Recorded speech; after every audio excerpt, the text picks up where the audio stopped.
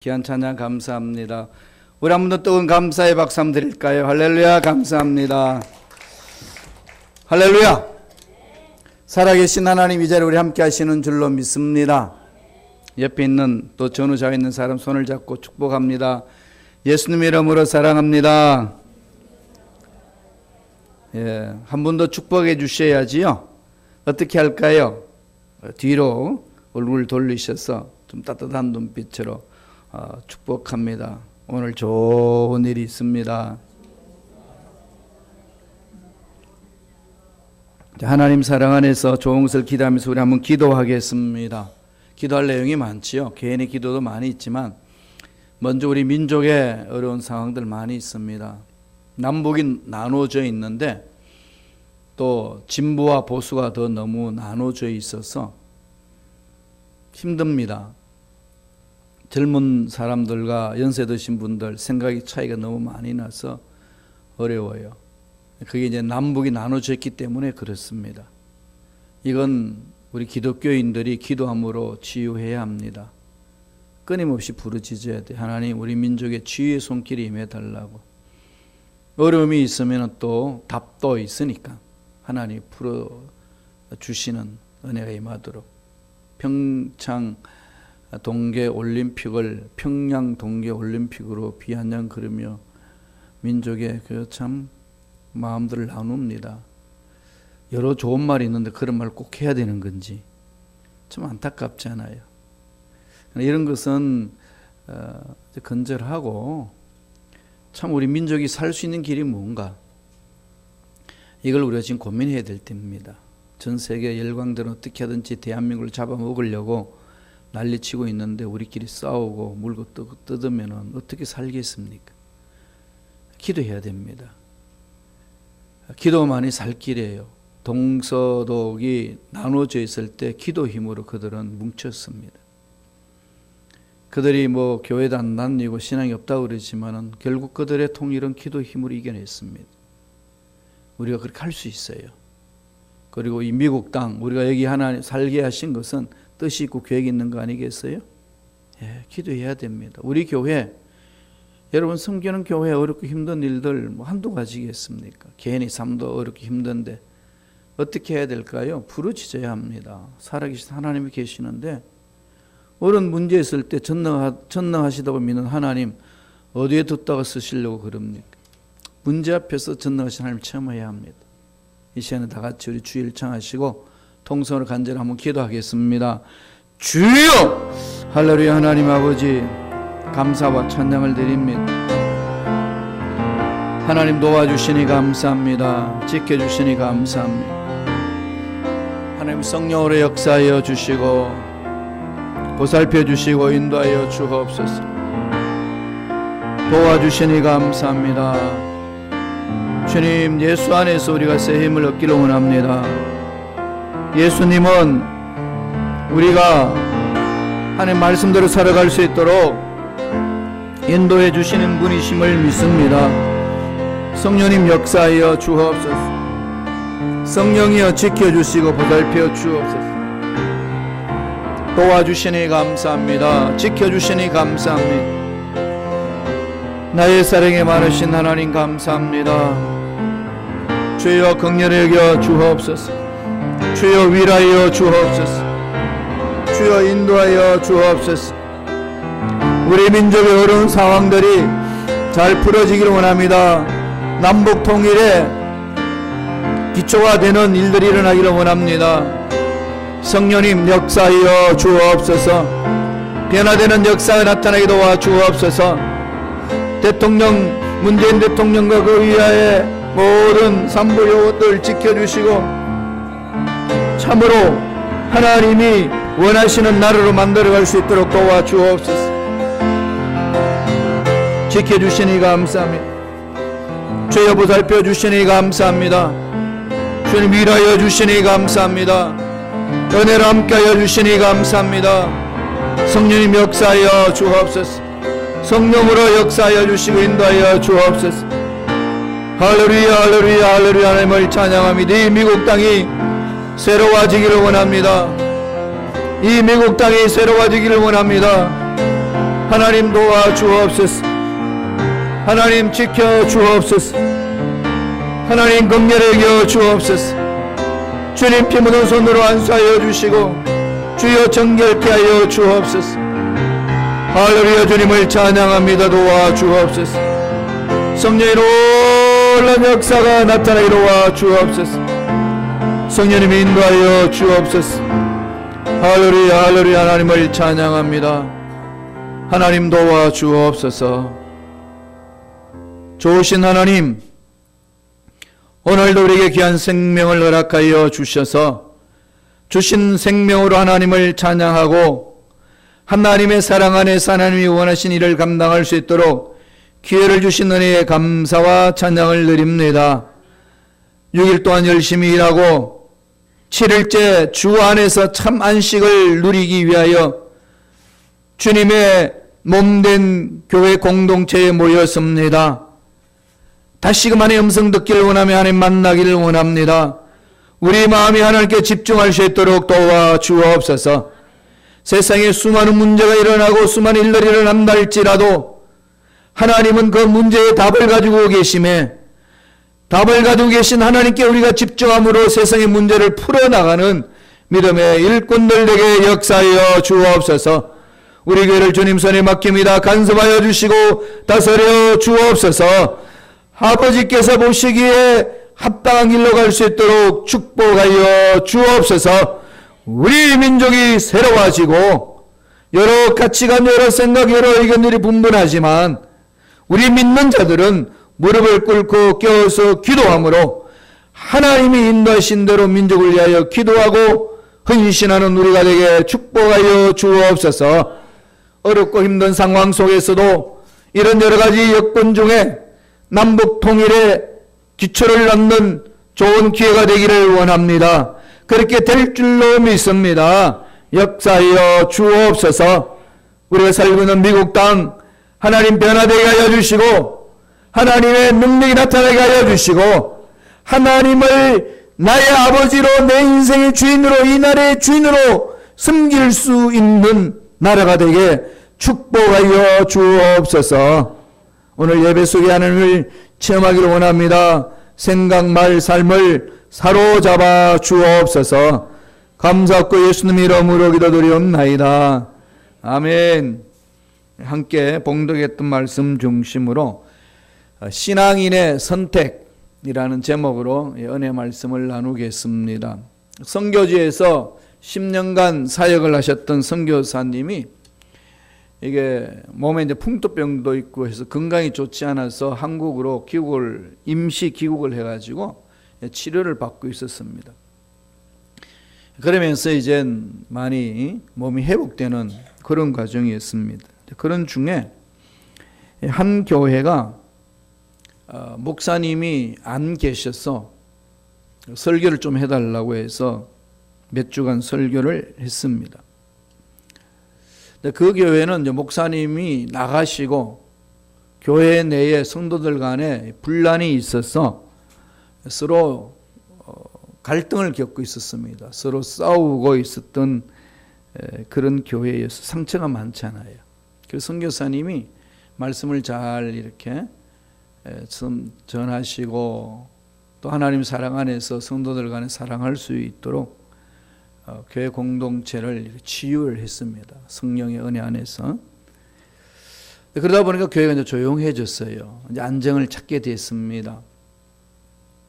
그래서 앞으로 더 귀한 일들을 하기 위한 여러 계획들을 세우고 있는 중에 그 교회에서 정식으로 담임 목사로 초청을 했습니다. 그 선교사님에게. 선교사님, 우리 교회에 담임 목사가 되어 주십시오. 너무나도 간절한 요청이라서 이 선교사님 마음이 갈등이 생겼습니다. 참 자기가 필요하는 쪼개지기 직전에 상처받았던 교회 공동체가 치유되고 회복되니까 초청을 진실로 하고 또 몸 아프기까지 10년 동안 사역했던 선교지에서도 지금 선교사님이 언제 돌아오시나 학수고대하고 있는 그런 상황입니다. 어떻게 해야 될까요? 똑같은 하나님의 자녀예요. 그런 요청을 받고 나니까 답을 못 내립니다. 어떻게 해야 하나? 그래서 평소 존경하는 목사님에게 편지를 썼습니다. 목사님이시라면 어떻게 결정하실 건가요? 답을 주세요. 제일 곤란한 질문 아니겠어요? 어떤 게 선교사님이 최선의 선택일까? 이게 전 그 목사님 편지를 받고 고민하기 시작했습니다.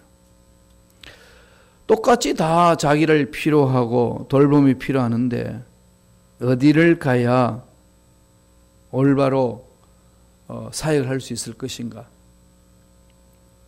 하나는 편안하게 목회할 수 있는 곳이고 하나는 고통의 시간이 필요한 곳입니다. 그러면 여러분 그런 일이 던져지면 여러분 뭘 선택하시겠어요? 저는 이 이야기를 들으면 저도 곰곰이 생각해 봤습니다. 무엇을 선택할까? 똑같은 영혼인데 어떻게 결정을 해야 되나요? 답을 얻었어요. 기준이 있어야 된다는 거죠. 기준. 선택에 기준이 있어야 됩니다. 지금 상황도 중요하지만은 지금 상황에 자기가 필요하다는 것도 중요하지만은 기준은 하나님이 어디에서 일하도록 불러주셨는가. 이게 중요하다는 거죠. 이러려면 하나님 앞에 정직하게 서야 돼요. 사람은 자기가 편한 쪽으로 기울게 되어 있습니다. 왜 똑같은 하나님의 일인데 안 그러겠어요? 한쪽은 존경받고 그 선교사님이 마음껏 펼칠 수 있는 장이 열려져 있고 한쪽은 일일이 설득해야 되고 일일이 밥 숟가락으로 입에다가 음식을 넣어줘야 될 그런 상황. 똑같이 하나님의 일인데 인간적으로 생각하게 되게 되면은 뭐 결정 난 거 아니겠어요? 이게 누구나 겪는 경우가 생긴다는 겁니다. 곰곰이 생각해 볼 때 역시 기준은 하나님의 부르심이었고 하나님 앞에 그 부르심에 정직하게 서는 것. 우리 어떤 문제를 선택할 때 이 부분이 중요한 거거든요. 내가 편해지려고 하는 것, 내가 존경받고 싶어하는 그곳, 나에게 제대로 대우해주는 그곳, 이건 모든 인간들이 갖는 공통된 마음입니다. 네, 그러나 정말로 나를 창조하시고 나를 부르신 하나님의 그 마음은 어디에 있느냐 이거죠. 사명을 벗어난 그 어떤 선행도 최선이 될 수 없다. 엄청난 문장이죠. 정말 무서운 말입니다. 사명을 벗어난 그 어떤 선행도 최선이 될 수 없다는 것. 이 마음판에 새게 될 거 아니겠어요? 한 등대가 있습니다. 등대는 불을 밝힙니다. 밤에 배들이 등대 불빛을 보고 항구로 돌아올 수 있도록 인도하는 역할을 하는 것입니다. 그럼 등대지기는 늘 창고에 있는 기름을 가지고 등대에다가 불을 붙이는 겁니다. 그래서 정부에서 기름을 공급해 주는 거예요. 그런데 어느 날 자동차가 지나가다가 외딴 지역이잖아요. 등대라는 것은 기름이 떨어져서 앵코가 났어요. 꼼짝달싹 못합니다. 그래서 등대지기한테 와서 기름을 좀 달라고. 너무 불쌍하니까 기름을 넣어줍니다. 이튿날 할머니가 와가지고 가난한 속에 사는 할머니가 추워서 못 자겠다고 기름 보일러에 기름을 좀 넣어주면 좋게 조금 빌려달라고 빌려줬어요. 사정이 너무 딱하니까. 한 자매가 와가지고 혼자서 사는 자매가 와서 이 등에 불을 밝히고 그 할머니처럼 이렇게 오도들 떨고 있는 상황 속에 기름을 넣어야 되는데 기름이 없어서 너무 난처한 거죠. 등대지기는 착하니까 기름을 넣어줬습니다. 그런데 이제 등대 불을 계속 밝히려다 보니 기름이 떨어졌어요. 등대가. 그러니까 한 달 동안 쓸 수 있는 분량을 정부에서 공급해 줬는데 그게 이쪽 저쪽 이렇게 도와주다가 보니까 막상 등대에 불이 꺼졌습니다. 그 결과 불 꺼진 그 밤에 배 몇 척이 파손되어 가지고 수많은 사람이 죽었습니다. 조사단이 파견이 됐어요. 기름을 충분히 주었는데, 한 달 동안 쓸 수 있는 기름을 충분히 주었는데 왜 불이 꺼졌느냐? 조사해 보니까 등대지기가 사실대로 말을 하지 않을 수가 없습니다. 그래서 당국자가 이런 말을 합니다. 우리가 당신에게 기름을 공급한 이유는 오직 하나 등대에 불을 꺼뜨리지 말라는 것이었습니다. 당신은 직무유기입니다. 구속되어야 됩니다.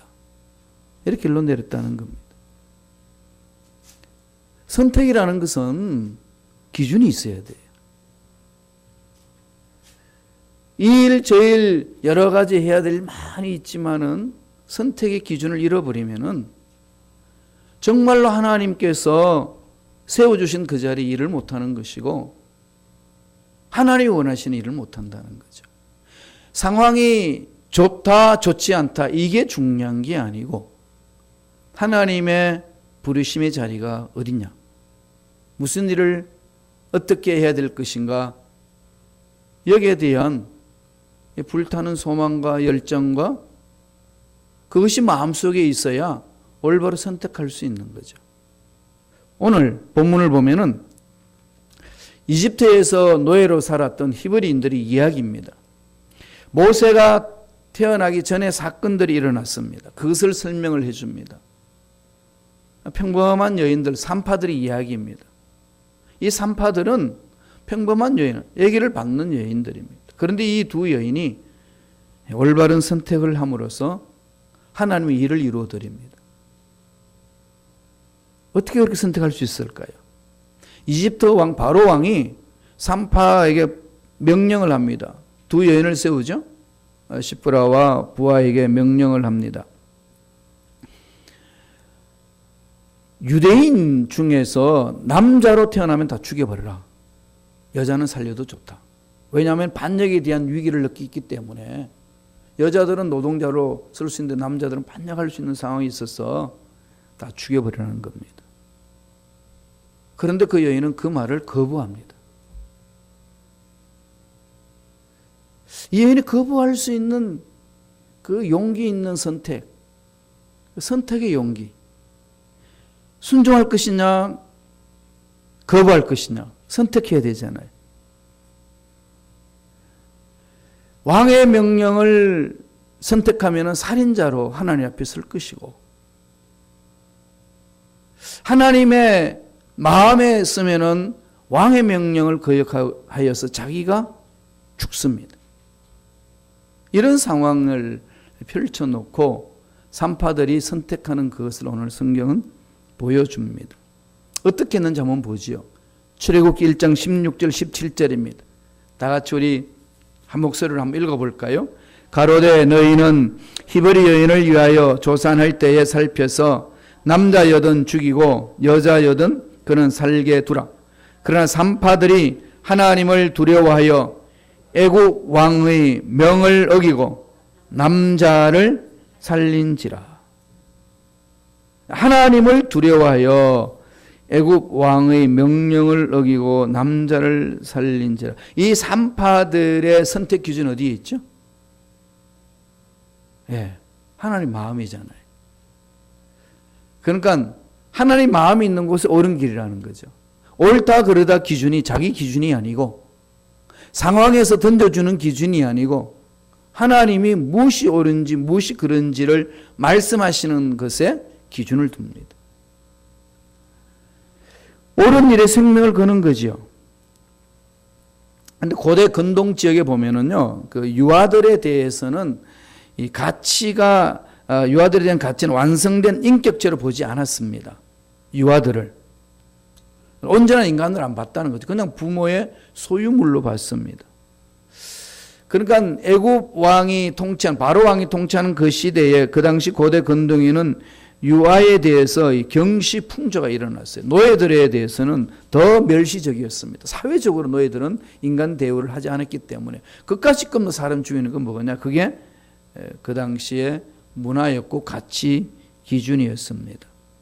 이런 상황 속에서 바로 왕이 명령을 했기 때문에 웬만한 여인들은 그냥 그대로 하면 되는 거죠. 왕으로부터 칭찬 들을 수 있고 대가를 받을 수 있고 자기가 살 수 있습니다. 그런데 이 산파들은 왕의 명을 어깁니다. 죽음을 무릅쓰고. 왜냐하면 그 왕의 명령은 생명을 다루는 문제, 심각한 문제였기 때문에 어떻게 이런 마음을 가지고 선택할 수 있었을까요? 오늘 두 가지로 우리에게 교훈을 줍니다. 산파들이 선택할 수 있는 그 기준선, 다 하나님이라고 알고 있잖아요.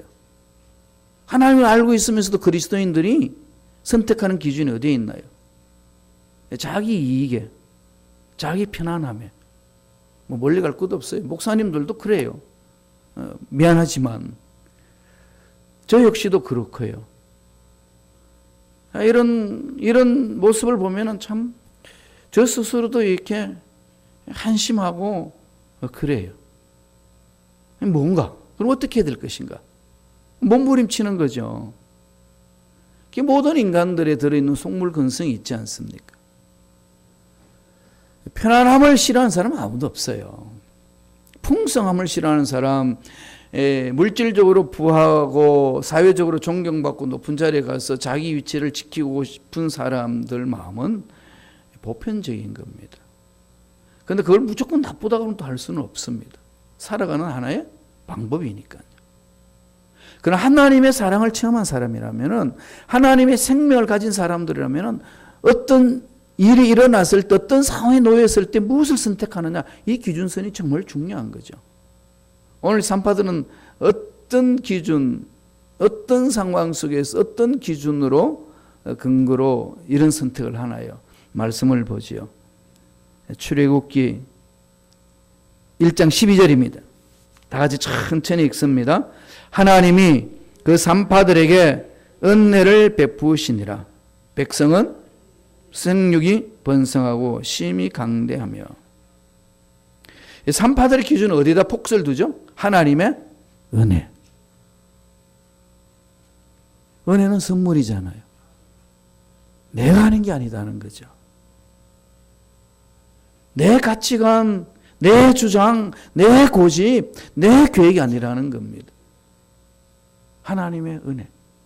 바울이 나중에 이것을 막 생활 속에서 처절하게 깨닫고 나서 나의 나 된 것은 오직 하나님의 은혜라. 그렇게 고백했습니다. 하나님의 은혜라. 잘난 줄 알았는데 자기 열정으로 자기 달란트를 잘 개발해서 그 일이 일어났는 줄 알았는데 돌아보니 하나님의 은혜였군요. 하나님 쓰임받는 일꾼들이 공통적으로 이렇게 고백하는 말입니다. 하나님의 은혜. 하나님의 은혜를 선택하는 거죠. 하나님의 은혜를 선택하는 데는 뭘까요? 하나님의 사랑 안에서 하나님이 너를 사랑한다라고 하는 그 감격 속에서 나도 영원히 죄로 인해 추구해댔던데 하나님의 은혜 안에서 살고 있군요. 그 은혜가 그 사람을 이끄신다는 겁니다. 이스라엘 나라에 산파했던 시브라와 부하가 그 하나님의 은혜에 입습니다. 힘을 입는 거죠. 이 은혜 그러면은 여러분 지난번에도 한번 살펴봤습니다만은 헤세드, 그죠? 인자, 사랑, 은혜. 히브리 말로 헤세드라는 말 잊지 마세요. 헤세드. 군데군데 나와요. 이걸 이제 인자로 표현하기도 하고 사랑으로 표현하기도 하고 은혜로 표현하기도 하고 긍휼로 표현하기도 합니다. 여기에서 은혜라는 말은요, 헤세드를 쓰지 않아요. 헤세드를 쓰지 아니하고요, 야탑 이런 말을 씁니다. 야탑. 이것은 하나님의 보살피시는 손길이 있어서 하는 일들마다 잘 되고 좋게 만들어진다. 그러나 하나님을 따라가니까 좋아지더라. 이거예요. 산파가 하나님 은혜를 입었다는 것은 늘 마음판에 하나님의 그 사랑을 묵상하면서 그분의 이끌림을 따라 삶을 살아갔더라는 얘기입니다. 그러니까 하나님의 중심 위에 서서 하나님의 마음을 읽는 거죠. 바로의 왕의 명령이냐 하나님의 마음이냐 이런 기준의 선택은 하나님 마음을 택합니다. 그래서 야탑이라는 말이 좋게 된다는 거 있고 또 기쁘게 하다는 뜻도 있습니다. 하나님의 사랑 안에 사는 은혜를 받으면 마음에 기쁨이 있어요. 어떤 상황이 있든지 기쁨이 있는 거죠. 그래서 하나님이 원하시는 일을 마음에 새기면은 힘들고 어려운 상황인데도 마음에는 기쁨이 있습니다. 그 기준으로 선택하는 거예요. 이게 하나님의 일꾼들이 선택하는 방법이라는 겁니다. 신앙생활 하실 때 봉사하고 헌신할 때 여러분 이건 히브리인의 산파들이 선택한 것을 마음판에 새겨야 됩니다. 목숨까지도 내놓고 달려들지 않습니까? 왜? 하나님 마음이 거기 있으니까. 그리고 하나님 마음을 따라갔더니 하나님 책임져 주신다는 확신이 있는 거죠. 옳은 일이라면 간다는 겁니다. 초대교회가 그랬어요. 예수 믿으면 핍박받고 죽을 수도 있습니다. 그러나 하나님의 사랑을 체험하고 은혜 안에서 끌려가니까 그게 옳다는 거죠. 어차피 죽는 인생인데 제대로 하나님 은혜 안에서 살자. 이게 듬뿍 체험되고 나니까 강해진다는 거죠. 이겨내는 겁니다. 교회 공동체에서 섬기다가 시시콜콜한 문제 앞에서 걸려 넘어지지 않는다는 거죠. 오늘날 현대 그리스도인들은 너무 약하지 않나요? 돌아보면은. 그죠? 보통 이렇게 보면은 시험을 들어서 이렇게 교회를 쉬겠다는 분이 있고 떠나겠다는 분들이 있습니다. 그놈의 시험은 공짜라고 왜 잘 받는지 모르겠어요. 그냥 이렇게 자꾸 받아들이는 거죠. 이럴 때 여러분, 저와 여러분들의 선택의 기준, 하나님의 은혜 안에 들어가면은 안 되는 역사도 되는 역사가 일어나고 할 수 없다는 상황 속에서도 할 수 있다는 믿음의 선택을 갖게 됩니다. 그렇게 내가 은혜 속에 임하면 용기가 생기고 문제 앞에 당당히 맞짱 설 수가 있습니다. 교회 공동체도 은혜로 세워지는 공동체는 하나님이 예배하신 축복이 임합니다. 세상에서 맛볼 수 없는 그 복입니다. 이 부분을 이제 사모해야 된다는 거죠. 하나님이 원하시는 그 마음에 내 마음을 집중하는 것. 바울이 나중에 로마 교인들에게 그렇게 편지를 써서 보냅니다. 내 마음은 정했다. 그렇게 간다. 내가 감옥에 있고 힘들고 어려움이 있다고 너무 괴로워하지 마라. 나는 오히려 하나님으로 인하여서 하나님 은혜 속에 사니까 내 마음의 기쁨은 이루 말할 수 없다. 그러나 너도 기쁘면 좋겠다. 그 마음을 그대로 전하는 거죠. 그러면서 이렇게 고백을 합니다. 한번 읽어볼까요? 로마서 14장 8절입니다. 다 같이 읽습니다. 우리가 살아도 주를 위하여 살고 죽어도 주를 위하여 죽나니 그러므로 우리가 사나 죽으나 주의 것이로다. 믿습니까? 당당해질 수 있는 거죠. 나는 주님의 것입니다. 우리 가정은 주님의 것입니다. 내 자녀들은 주님의 것입니다. 우주 만물을 창조하신 주님의 것인데 누가 손대겠어요? 여기 확신이 없으니까 흔들려 버리는 거 아니겠어요? 마귀가 흔들면 넘어가는 거죠. 교회 공동체 주인은 하나님이십니다. 여기에 대한 확신이 있으셔야 돼요. 초대교회에 그렇게 핍박받고 교회를 흩뜨려 버리려고 몸부림쳤던 악의 무리들에 대해서 대항할 수 있는 힘은 하나님의 은혜로 주님의 피로 값주고 산 교회는 하나님의 것입니다. 그 고백 속에 섰거든요. 그렇게 가는 겁니다. 그렇게 나아가다 보면은 하나님이 인도하시는 그 은혜 속에서 어떤 문제 앞에 속에서도 당당하게 맞짱 쓸 수 있고 기뻐하며 갈 수 있는 겁니다. 왜? 은혜 안에는 기쁨이 있기 때문에 그렇습니다.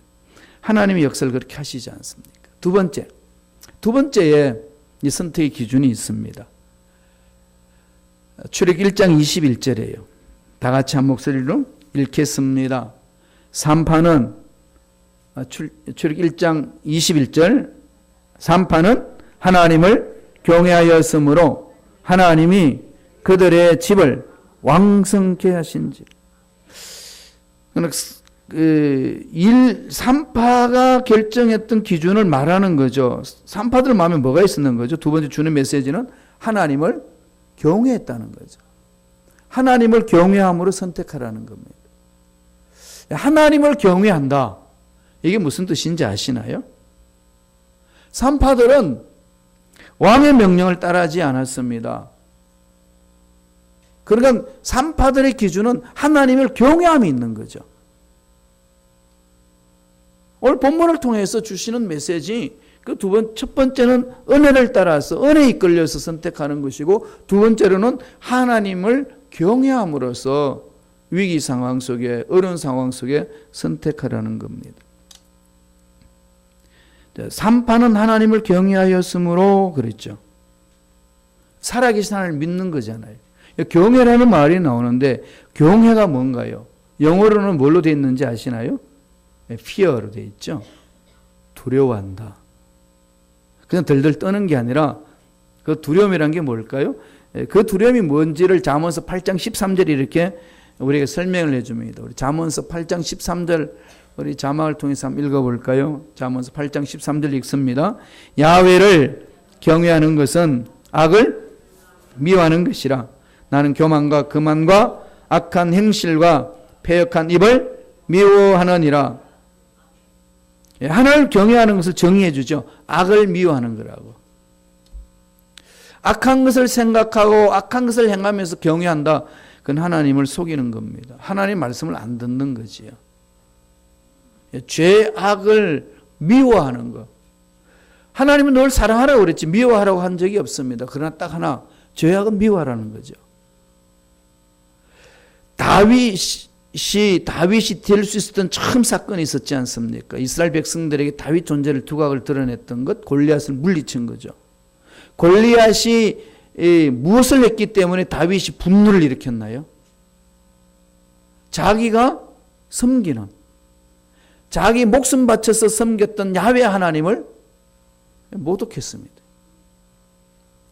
그러나 자기 생명의 정보라고 부르짖는 하나님을 모독하니까 다윗은 그 모독을 참지 못합니다. 그 분노가 돌멩이 속에 담긴 거죠. 그러니까 하나님은 그를 쓰십니다. 하나님이 쓰니까 장군들도 물리칠 수 없는 골리앗은 물맷돌로 해체해버립니다. 이게 하나님 하시는 방법이잖아요. 상상할 수 없는 일들이 일어나는 거죠. 이러한 믿음이 우리 속에 있느냐? 이겁니다. 왜 나에게는 이런 것이 일어나지 않습니까?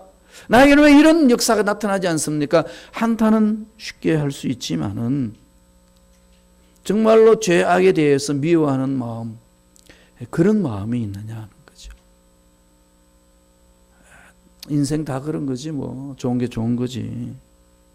이렇게 넘어가기가 참 쉽지 않아요. 저도 그런 게 참 일어날 때 많이 있어요. 그래서 그럴 때마다 저 자신을 복종시키면서 몸부림치는 거죠. 하나님을 경외한다. 죄악을 미워한다. 하나님을 경외하니까 죄악을 미워하니까 거룩함에 동참합니다. 그는 하나님과의 깊은 대면이 있습니다. 하나님과의 깊은 교제가 있는 자에게는 하나님이 주신 사명이 뭔지를 압니다. 자기 인생의 사명을 아는 거죠. 그래서 경외가 어려운 상황 속에서 선택할 수 있는 기준이 되고 그 경외로 나아가서 분명한 자기 삶의 존재 목적이 뭔지를 알잖아요. 그게 가장 중요한 거거든요. 제가 순범시카고에 와서 가장 어려웠던 게 뭔 것 같아요, 여러분? 이제 5년 지났으니까 마음껏 우리 이야기를 좀 해봅시다. 뭐가 제일 저한테 어려운 것 같아요? 제가 분명한 사명을 가지고 오지 못했습니다. 저는 여의도 순복음교회 공동체에 위탁을 했어요. 그죠? 이젠 교회 공동체에서 사역을 해야 되겠다. 그러면 공동체 하는 명령에는 이제 순종하는 거죠. 그런데 새로운 프로젝트를 만들고 있는 중에 그 귀한 사명이라고 여러 가지 이루고 있는 중에 이 일을 해결해야 된다라고 던져졌기 때문에 저의 목적은 그냥 안정을 찾게 하자. 문제 있는 것을 제거하고 문제 없도록 만들자. 이게 저의 가장 본분이었어요. 그렇게 와서 이렇게 하다가 보니까 하나씩 둘씩 이렇게 하나씩 벗겨지면서 공동체가 안정되어 나갈 때에 제 마음속에 그 다음은 이게 없는 거죠. 그러니까 괴로운 거예요. 프로젝트가 있었는데 그게 다 무산됐고 이제 프로젝트를 새롭게 꾸며야 되는데 하나님께 받아야 되는데 하는 그 다음은 이게 그냥 공동체에 있는 문제들을 막 해결하면서 그게 집중했지 그 다음은 이것이 저한테 솔직히 말씀드리면 없었어요. 그러니까 괴로운 거죠. 그래서 그런 게 괴로움이 많았어요. 그럼 지금은 뭐 할까요? 지금 뭐 해야 되죠? 이 자리에 있게 하신 하나님의 그 마음에 집중하는 거죠. 지금 히브리 여인이 왕의 명령도 거역하고 죽음도 각오하고 하나님의 마음에 집중할 수 있었던 것은 하나님 마음에 합의를 했기 때문에 사명을 가진 겁니다. 내가 생명을 살려야 되는구나. 이거잖아요. 이 마음이 지금 저한테 일어나기 시작하는 겁니다. 아, 하나님은 이렇게 역사하시는구나. 저와 여러분들이 어떤 상황 속에서 어려운 거는 상황이 어려워서 어려운 거 아니에요. 그게 던져진 하나님이 주신 사명이 흐리멍텅할 때는 힘듭니다. 그런데 그게 분명하면은 아무리 어려워도 그 어려움 때문에 갈등이라든지 주저앉는다든지 그런 건 없습니다. 그래서 그런 부분들이 제 마음에 정리가 되면서 5년을 지나면서 정리가 되었고 새로운 것을 하나님 아버지 마음이 뭔지를 찾게 되는 거죠. 그래서 5년 동안 일어나는 여러 가지 일들을 통해서 제 마음속에 일어나는 결심하는 것들이 있습니다. 저의 목적은 그래요. 오늘 3파가 생명을 존중 여겼던 것처럼 저도 생명을 존중 여기는데 집중해야 되는 거죠. 그건 우리 모두의 문제예요. 그리고 죽어가는 영혼들을 살려내는 게 저와 여러분입니다. 전도해야 되는 거죠. 이거 잊어버리면 안 됩니다. 어떤 모습이든지 하나님 내가 할 수 있는 그 일의 목숨을 바쳐 살 수 있도록 허락해달라고 기도해야 돼요. 그러려면 뭐죠? 예수 믿게 해야 되잖아요. 그래서 제가 우리 순복음 시카고의 공동체의 한 분 한 분을 제 마음속에 이렇게 담아두고 새기면서 새벽마다 부르짖습니다. 신앙 상태가 어떤지. 부쩍 2018 새해 들어오면서 그게 더 많았어요. 아, 이게 문제였구나. 예수 만나면 변합니다.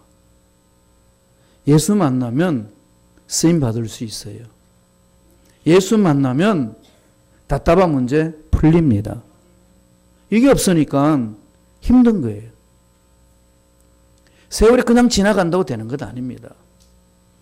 40년간 이스라엘 백성들이 헤맸던 것은 하나님 마음에 포커스를 맞추지 못하니까 계속 제자리 도는 거죠. 신앙생활 50년 해도요, 그 예수 만난 흔적이 구체적으로 내 마음속에 일어나지 아니하면은 그걸 못한다는 거예요. 선택 제대로 못합니다. 오늘 히브리 여인은 그걸 분명한 거죠. 무엇이 옳은지 무엇이 그른지를 정확하게 합니다. 평범한 여인들인데 그것을 알고 갑니다. 그러기에 하나님이 기뻐하시는 일에 목숨을 바쳤습니다. 이런 일이 저와 여러분 삶 속에 일어나기를 간절히 축원합니다.